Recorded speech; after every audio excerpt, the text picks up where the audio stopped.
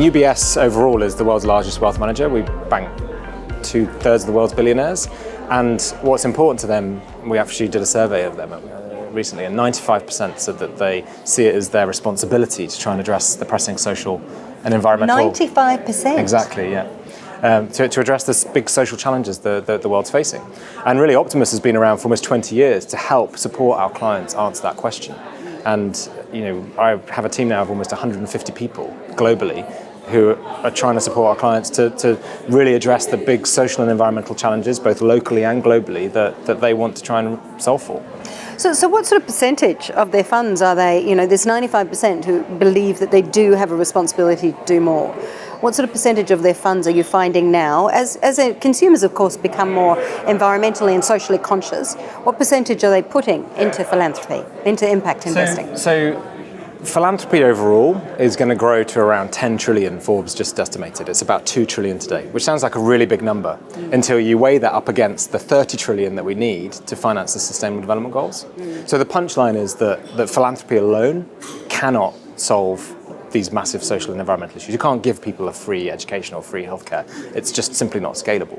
So what we have to think about is how can you use that philanthropic intent, which is real, to expedite and catalyse new investable pathways to solve issues at scale and bring in investment capital, because as big as that philanthropy number is, there's about $103 trillion in the wealth management industry alone, 80% of which we believe is controlled increasingly by next gen and women as well, who say that they want to invest with impact, but often they're not necessarily given the opportunity to invest where impact's most needed, in the low middle income countries where, say, the cost of capital can be really quite high, and there's just not the investable opportunities. And we think there's a big role to play for philanthropists to start to work together with investors to create these new pathways to drive impact at scale. And is that what you are doing at the Optimus Foundation? 100%. So we think that fundamentally you're not going to solve these big issues, meet the SDGs, unless we actually radically rethink how our economy is structured.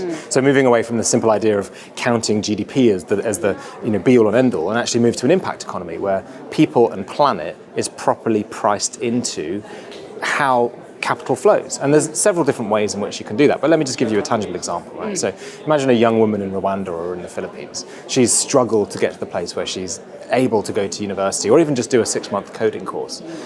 The cost of capital for her to get a student loan on the open market is 40%. She's either going to take that debt and be saddled with it forever, or she's not going to go to university, she's not going to achieve her full potential, she's not going to get the job that she deserves, right? And grow her economy. If you do this at scale, you grow economy. So we're losing out on opportunity by not solving these issues.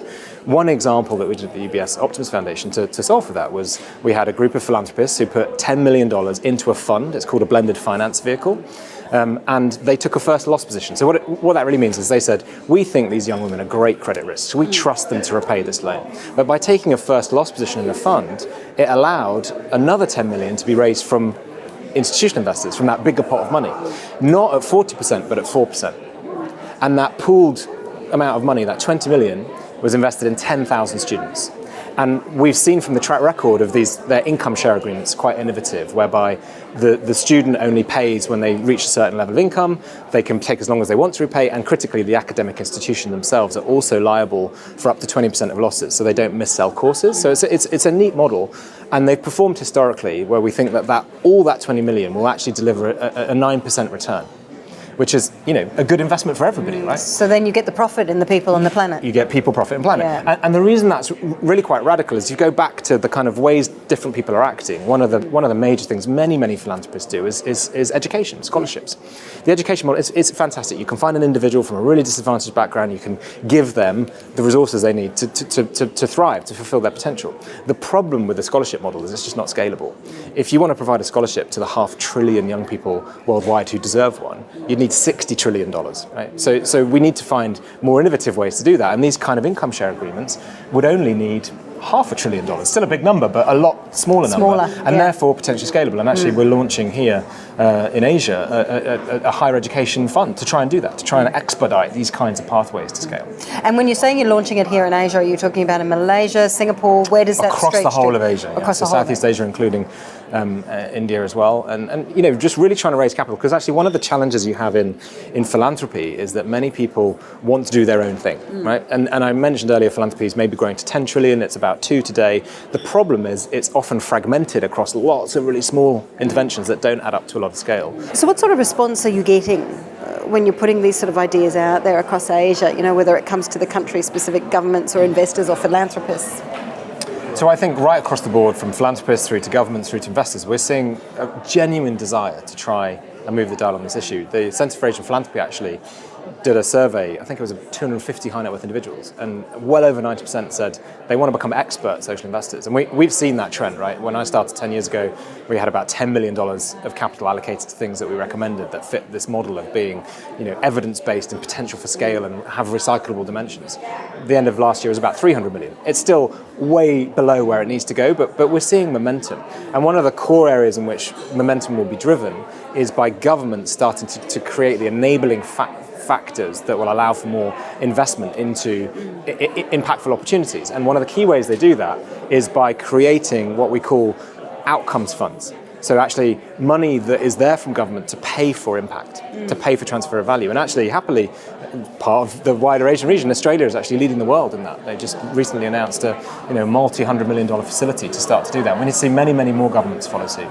So then it becomes about measuring, doesn't it? Measuring the impact. So measuring impact is absolutely fundamental. So impact transparency is something that we desperately need. It's still far too hard for an individual investor who doesn't have a lot of time to compare apples with bananas. They'll get a 71-page report that they don't read.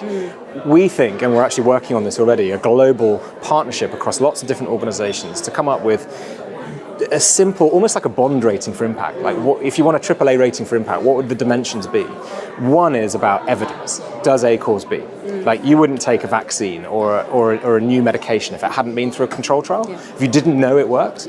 Yeah, in education policy, we implement stuff that's got no proof at all the time. And how important are our kids to the future of our economies and to society? Why do we settle for less?